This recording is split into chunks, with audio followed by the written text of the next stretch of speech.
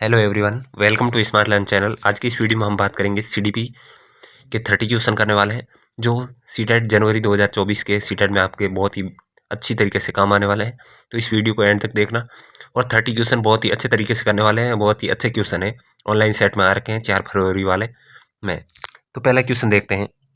विकास के बारे में निम्न में से कौन सा कथन सही नहीं है? विकास के बारे में कौन सा कथन सही नहीं पूछा है? तो बच्चे विभिन्न दरों में विकसित होते हैं, ये तो सही है। विकास विकास अपेक्षाकृत क्रमिक होता है, ये भी सही है। विकास आनुवंशिकता विकास का एकमात्र कारण है, ये गलत है। विकास निरंतर रूप से होता है, बिल्कुल। तो इस हमें गलत पूछा है, तो गलत 3 नंबर ऑप्शन हो जाएगा। आगे देखते हैं सेकंड क्वेश्चन। मानवीय क्षमता जैसे बुद्धि, समस्या समाधान, समालोचनात्मक चिंतन का सापेक्ष रूप से विकास किस क्षेत्र के अंतर्गत आता है? जैसे बुद्धि, समस्या समाधान, ये किस चीज से करते हैं? शारीरिक से नहीं, संवेगात्मक से, संज्ञानात्मक से या नैतिक से? तो संज्ञानात्मक से करते हैं, तो ये संज्ञानात्मक क्षेत्र के अंतर्गत आता है। आगे देखते हैं नेक्स्ट। ये अभिकथन और कारण दे रखा है। अभिकथन क्या है? बच्चे केवल औपचारिक स्कूली शिक्षा द्वारा ही कौशल, मूल्य और रीतियां ग्रहण करते हैं।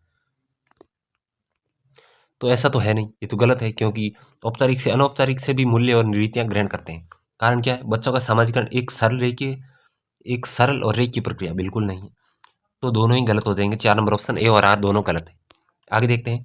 जिन पियाजे के अनुसार व्यक्ति किस अवस्था को प्राप्त करने के लिए समाधान की निरंतर खोज करने में लगा रहता है? समाधान की संतुलन में, असंतुलन में, आत्मसातकरण में या समंजन में? तो इसका राइट आंसर हो जाएगा संतुलन में खोज। व्यक्ति किसी संतुलन की अवस्था में प्राप्त करने के लिए समाधान की निरंतर खोज करने में लगा रहता है। आगे देखते हैं नेक्स्ट क्वेश्चन। परिकल्पनात्मक निगमनात्मक तर्क किस चरण की विशिष्ट विशेषताएं? संवेदी गत्यात्मक, औपचारिक संक्रियात्मक, पूर्व संक्रियात्मक, मूर्त संक्रियात्मक चरण? तो इसका राइट आंसर हो जाएगा औपचारिक संक्रियात्मक चरण। जिन पियाजे के संज्ञानात्मक विकास के सिद्धांत के अनुसार किस अवस्था में बच्चे अनैच्छिक सहज क्रियाओं के ऐच्छिक क्रियाओं की ओर बढ़ना प्रारंभ करते हैं? अनैच्छिक से ऐच्छिक क्रियाओं की ओर। संवेदी गत्यात्मक, पूर्व संक्रियात्मक, मूर्त संक्रियात्मक, औपचारिक संक्रियात्मक? तो इसका राइट आंसर हो जाएगा संवेदी गत्यात्मक स्टेज में बच्चे अनैच्छिक से ऐच्छिक क्रियाओं की ओर बढ़ने लग जाते हैं। आगे 7 नंबर क्वेश्चन। हैज की दुविधा को सुनने के बाद, जो हैज वाली कहानी है ना, सुनने के बाद 8 वर्षीय गुरप्रीत कहना है कि हैज को पैसा चुरा लेना चाहिए क्योंकि इसकी जरूरत है, क्योंकि उसे इसकी जरूरत है। नैतिक तर्क के किस स्तर पर बच्चे सही और गलत का फैसला व्यक्तिगत जरूरतों और चाह के आधार पर करते हैं? दंड और आज्ञापालन अभिमुखता पर, यांत्रिक सापेक्षता अभिमुखता पर, अच्छा लड़का अच्छी लड़की अभिमुखता पर, कानून और व्यवस्था अभिमुखता पर? तो इसका राइट आंसर हो जाएगा यांत्रिक सापेक्षता अभिमुखता पर सही और गलत का फैसला व्यक्तिगत जरूरतों और चाहतों के आधार पर करते हैं। लेव वाइगोस्की के सिद्धांत की किस तरह का सिद्धांत माना गया है? मनोविश्लेषणात्मक, तो ये तो सिगमंड फ्राइड ने दिया। सामाजिक सांस्कृतिक, ये लेव वाइगोस्की ने दिया। व्यवहारवादी और सूचना प्रसंस्करण, ये नहीं है। 2 नंबर ऑप्शन राइट हो जाएगा। आगे देखते हैं। लेव वाइगोस्की के अनुसार बच्चों में संज्ञानात्मक प्रक्रिया को किसके माध्यम से सुगमता से दी जाती है? नकारात्मक पुनर्बलन, प्रतियोगिता, भाषा, अनुवांशिक विन्यास? तो इसका राइट आंसर हो जाएगा भाषा के माध्यम से सुगमता से दी जा सकती है। शिक्षा को बाल केंद्रित बनाने के लिए निम्न में से क्या बदलाव जरूरी है? रचनात्मक मूल्यांकन से योगात्मक मूल्यांकन की ओर, एफ से ऐसे की ओर, कंठस्थ स्मरण से क्रिया आधारित अधिगम की ओर, ये सही लग रहा है। खोज अधिगम से वैज्ञ विधि की ओर, नहीं। लचीले पाठ्यक्रम को मानकीकृत पाठ्यक्रम की ओर? तो इसका राइट आंसर हो जाएगा 2 नंबर ऑप्शन, रटने से क्रिया आधारित अधिगम की ओर। आगे देखते हैं। हार्वर्ड गार्डनर के बुद्धि के बारे में विचारों के अनुसार तार्किक गणितीय बुद्धि की सर्वोत्तम प्रकार है? ऐसा नहीं कहा। दूसरों की भावना को समझने की क्षमता संगीत बुद्धि कहलाती है? नहीं। बुद्धि 3 प्रकार की है, विश्लेषणात्मक, सृजनात्मक और व्यवहारिक। हर व्यक्ति अपने विभिन्न प्रकार की बुद्धियों में विविध स्तर निहित करता है। तो इसका राइट आंसर हो जाएगा हर व्यक्ति अपने आप में विभिन्न प्रकार की बुद्धियों के विभिन्न स्तर निहित करता है, सब में होते हैं। 12 नंबर क्वेश्चन अभिकथन और कारण है। अभिकथन है एक अध्यापिका को विद्यार्थियों को किसी समस्या पर कार्य करते समय अपने विचारों के मौखिकीकरण के लिए प्रोत्साहित करना चाहिए? सही है। कारण क्या? निज वाक बच्चों के संज्ञानात्मक विकास को सुसाधित करता है, तो ये भी सही है। और दोनों वाक्य भी कर रहा है, आर के एक ही। 1 नंबर ऑप्शन राइट हो जाएगा। आगे देखते हैं नेक्स्ट क्वेश्चन 13 नंबर। एक अध्यापिका प्रचलित सामाजिक जेंडर संबंधी रूढ़िवादिताओं को कैसे प्रभावहीन बना सकती है? ये सुनिश्चित करके कि खेल सत्र में लड़कियां सिर्फ बैडमिंटन खेले और लड़के सिर्फ फुटबॉल? ये तो गलत हो जाएगा। ये सुनिश्चित करके लड़कियां अध्यापक के रजिस्टर का काम करने, उनकी मदद करने के अवसर मिलेंगे? नहीं। फर्नीचर इधर से उधर रखवाने केवल लड़कों की सहायता लेना नहीं, सभी जेंडर को संगीत, नृत्य, पाक कला प्रतियोगिता में भाग लेने के लिए कहना। 4 नंबर ऑप्शन राइट हो जाएगा। इससे ही प्रभावहीन किया जा सकता है।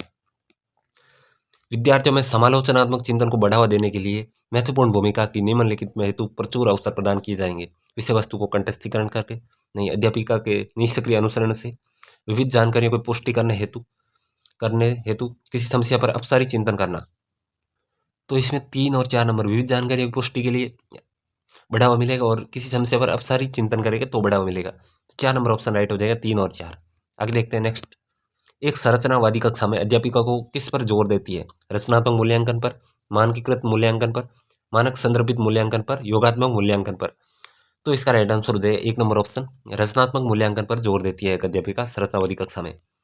समावेशी शिक्षा में खाली जगह के विविध जरियों को निष्कासन पर बल देती है, प्रस्तुतिकरण पर, अभिव्यक्ति पर, संलग्नता पर, भेदभाव पर।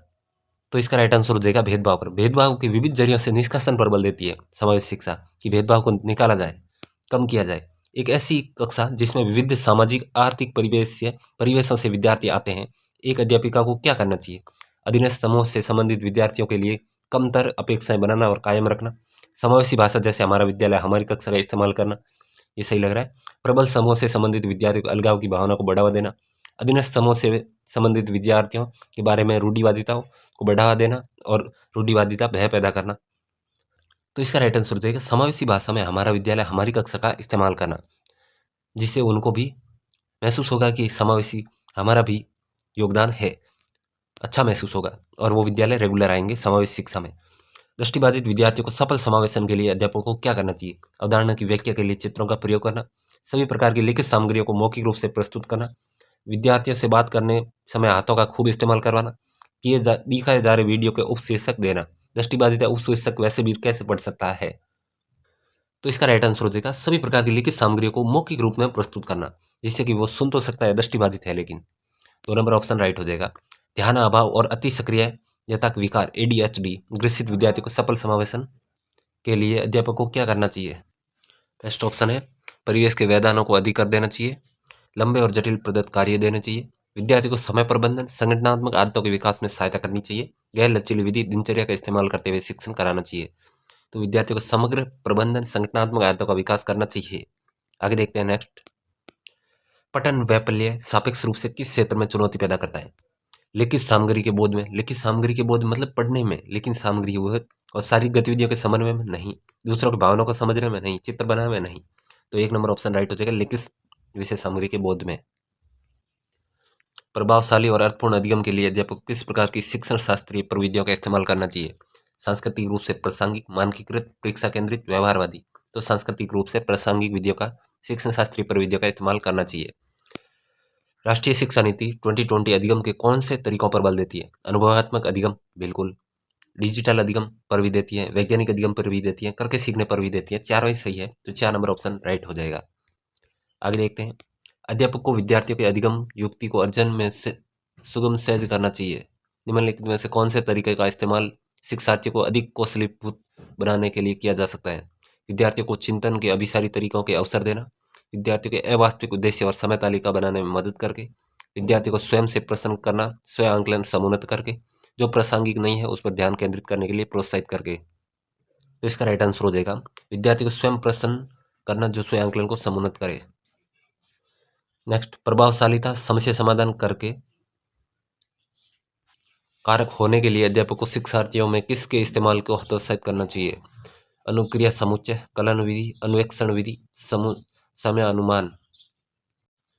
नेक्स्ट क्वेश्चन देते हैं। जल के स्रोतों के बारे में चर्चा करते हुए रानू उत्तर देती है, नल और फुहारे पानी का मुख्य स्रोत है। ये उत्तर किसका प्रतिनिधित्व करता है? उसकी समझ जो उनके अनुभव के आधार पर बनी हुई है, बिल्कुल। उनकी निम्न अंतर्वैयक्तिक अंतरावैयक्तिक बुद्धि का नहीं, नई अवधारणा सीखने के लिए प्रेरणा की कमी का भी नहीं, उच्च स्तरीय समस्या समाधान कौशल का भी नहीं है। आगे देखते हैं। निम्नलिखित में से कौन सा अधिसंज्ञानात्मक कौशल का भाग नहीं है? योजना, पर्यवेक्षण, मूल्यांकन, निष्क्रिय अनुकरण। तो इसका राइट आंसर हो जाएगा निष्क्रिय अनुकरण अधिसंज्ञानात्मक कौशल का भाग नहीं है। भावना और संज्ञान के बारे में निम्न में से कौन सा कथन सही है? अधिगम के लिए रुचि और जिज्ञासा परस्पर संबंधित नहीं है। अधिगम तार्किकता से अमूर्त संज्ञान के बारे में है। जानकारी ग्रहण करने के कौशल मनोदशा द्वारा प्रभावित होते हैं। निराशा का उच्च संज्ञानात्मक दक्षता में समुन्नत करता है। तो इसका राइट आंसर हो जाएगा जानकारी ग्रहण करने के कौशल मनोदशा द्वारा प्रभावित होते हैं। आगे देखते हैं, विद्यार्थियों के अधिगम के लिए प्रति अभिप्रेरित करने रहने के लिए अध्यापक को क्या समुन्नत करना चाहिए? निपुण अनुमुखी उद्देश्य, योग्यता का सत्व, अस्तित्वात्मक परिप्रेक्ष्य, असहायता का सीखा हुआ भाव, प्रतियोगात्मक दृष्टिकोण। इसका राइट आंसर हो जाएगा निपुणता उन्मुखी उद्देश्य। विद्यालय में बच्चों की सफलता के निम्न में से कौन सा कारक बाधा उत्पन्न करता है? लचीली समय सारणी, संरचनात्मक शिक्षण शास्त्र, कठोर पाठ्यचर्या, अधिगम हेतु मूल्यांकन। तो इसका राइट आंसर हो जाएगा कठोर पाठ्यचर्या बाधा उत्पन्न करती है। लास्ट क्वेश्चन, अभिकथन किस अवधारणा को समझाते समय यह महत्वपूर्ण है कि विषय वस्तु का विद्यार्थियों के दिन प्रतिदिन के जीवन से संबंध बनाया जाए? कारण क्या? अधिगम कंठस्थीकरण के माध्यम से बहुत प्रभावशाली होता है।